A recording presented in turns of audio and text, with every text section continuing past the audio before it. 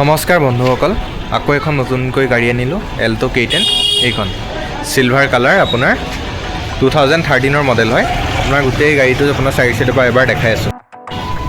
এইখন গাড়ীখন আপোনালোকৰ চাই লওক, চাৰি চাইডটো এইখন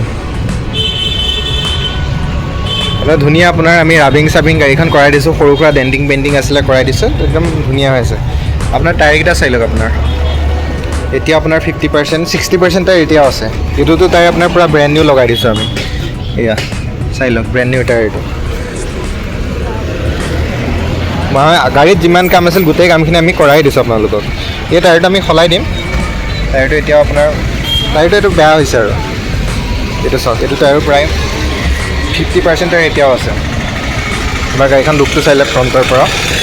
এইখন নাম্বাৰটো চাওক, AS12K 2278, ফাৰ্ষ্ট অনাৰ গাড়ী হয়। 2013 চনৰ ফাৰ্ষ্ট অনাৰ গাড়ী হয়। ইণ্টেৰিয়ৰটো এবাৰ চাই লওক। এইটো ইণ্টেৰিয়ৰটো চাই লওক, বেক চাইডৰ পৰা চাই লওক এবাৰ। এয়া আপোনাৰ পূৰা আপোনাৰ মেট চেট পূৰা লাগিয়ে আছে। আপোনাৰ একো এক্সট্ৰা খৰচা নাই গাড়ীটোত। গাড়ীখন কিনক আৰু চলাওক। পুৰণা গাড়ীত বৰ বিশেষ খৰচা কৰি আপোনাৰ ইমান লাভ নাই। এইটো এবাৰ গাড়ীখন ষ্টাৰ্ট দি আপোনালোকক দেখাই দিছোঁ। চাউণ্ডটো এবাৰ শুনি লওক। ইঞ্জিনটো একেবাৰতে আপোনাৰ ষ্টাৰ্ট হৈছে। আপোনাৰ কোনো ধৰণৰ বেটেৰী আপোনাৰ অলপ উইক নহয়। নতুন বেটেৰীও লাগি আছে গাড়ীটোত প্ৰায়। আপোনাৰ AC আছে গাড়ীটোত, AC আছে, হিটাৰ আছে, পাৱাৰ উইণ্ডো নাইকিয়া গাড়ীটোত, চেণ্টাৰ লকিং নাইকিয়া। LXI মডেলটো এইটো চাই লওক এবাৰ গাড়ীখন। এইখন এবাৰ ইঞ্জিনটো আপোনালোকক দেখাই আছোঁ গাড়ীটোৰ।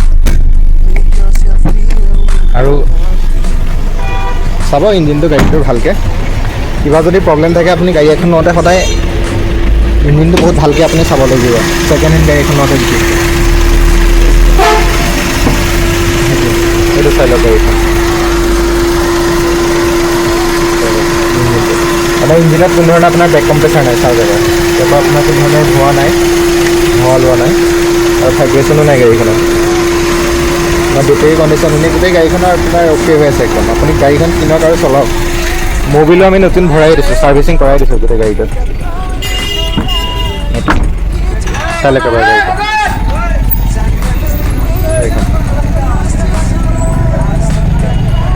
এতিয়া যদি আপোনালোকৰ কোনোবাই গাড়ীখন চাই গাড়ীখন পচন্দ কৰিছে, তো গাড়ীখন আপুনি লৈ যাব পাৰিব। বেছি বৰ বিশেষ ৰানিঙো হোৱা নাই, 60,000 কিলোমিটাৰ চলিছে মাত্ৰ গাড়ীখন। আৰু সৰু সুৰা স্ক্ৰেচ আছিল, আমি পেইণ্টিং কৰাই দিছোঁ। বেক চাইডৰ টায়াৰকেইটা আপোনাৰ নতুন লগাই দিম। এটা টায়াৰ লাগি আছে, বেক চাইডৰকেইটা মোটামুটি অ'কে আছে। গাড়ীৰ টায়াৰ AC আছে, হিটাৰ আছে আৰু পাৱাৰ উইণ্ডোকেইটা নাই আপোনাৰ। আৰু 13 চনৰ LXI মডেলটোত পাৱাৰ উইণ্ডো অহা নাছিলে। ৰেটটো আমি কমাই ধৰিছোঁ 1,65,000। কোনোবাই যদি কেছ পে'মেণ্টত লৈ গাড়ীখন 1.5 লাখতো লৈ যাব পাৰিব।